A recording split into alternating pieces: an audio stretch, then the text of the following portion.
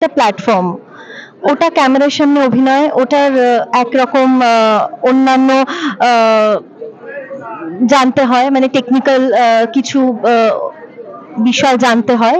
সেরকম মঞ্চেরও তো একটা টেকনিক্যাল বিষয় রয়েছে। হ্যাঁ, তো মঞ্চেরও তার একটা আলাদা নিজস্বতা রয়েছে। তো এগুলো সবই শেখার বিষয়।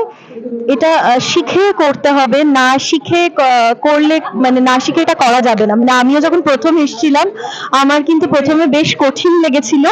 কিন্তু আমার যেহেতু ভালো লেগেছিল, সেজন্য আমার মধ্যে সেই জেদটা তৈরি হয়েছিল যে আমি শিখে নেব।